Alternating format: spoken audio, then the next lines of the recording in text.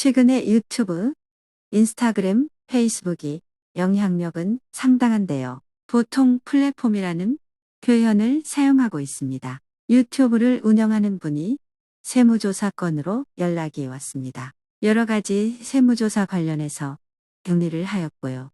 유튜브를 하면서 이렇게 크게 성장하리라고는 상상을 못했다고 하는군요. 단지 몇 개의 동영상을 올렸는데 구글 알고리즘이 추천을 많이 했다고 합니다. 왜 구글 알고리즘이 동영상을 추천했는지 전혀 모르겠다고도 하네요. 구독자가 급격하게 갑작스럽게 늘어나고 구독자 수가 수백만 명을 넘어가서 당황스러웠다고도 합니다. 일반적으로 알려진 뒷광고도 없는 상황이고 간접 광고라고 불리는 PPL도 없다고 합니다. 구글에서 입금해주는 돈을 외화로 받았다고 합니다. 소득이 누락된 건지 확인이 안 되는 상황이고 지인을 통해서 세무 전문가를 소개받아서 소득세 신고를 했다고 합니다.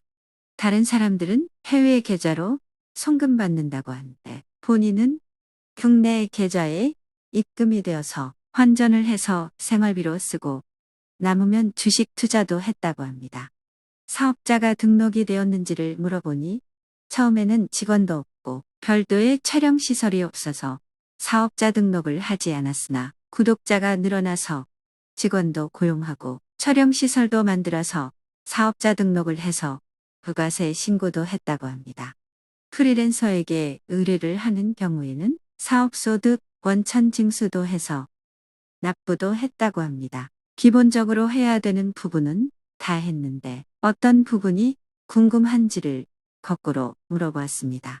세무조사가 처음이라서 두렵다고 합니다. 나름대로는 세무 전문가의 자문을 받아서 성실하게 했다고 하는데 주변 사람들의 이야기를 들으면 들을수록 무섭다는 생각이 든다고 합니다.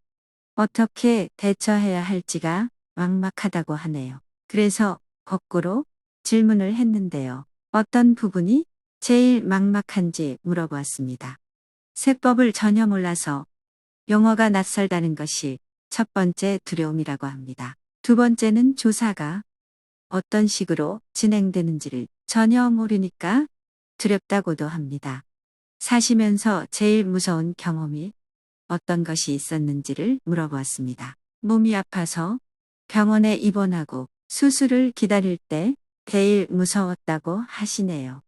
수술을 기다리면서 무엇이 제일 먼저 떠오르는지 물어보았습니다. 한참을 고민하시더니 남아있는 사람이 힘들어 할까봐 걱정이 많이 되었다고 합니다.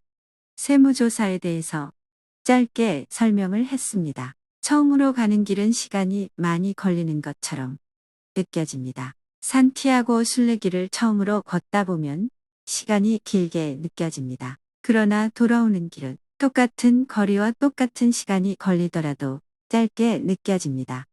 처음 가는 길은 작은 돌멩이 하나에 걸려서 넘어지더라도 많이 아플 겁니다. 그런데요, 돌아오다가 큰 돌에 걸려서 넘어지더라도 그냥 돌에 넘어졌구나 이렇게 생각이 듭니다. 세무조사에 대해서 걱정이 많은 분과의 길고 긴 상담이었습니다. 세무조사는 소득이 발생하면 나옵니다. 소득이 늘어나면 나온다고 단순하게 생각을 했으면 한다고 말씀드리고 미팅을 마무리했습니다.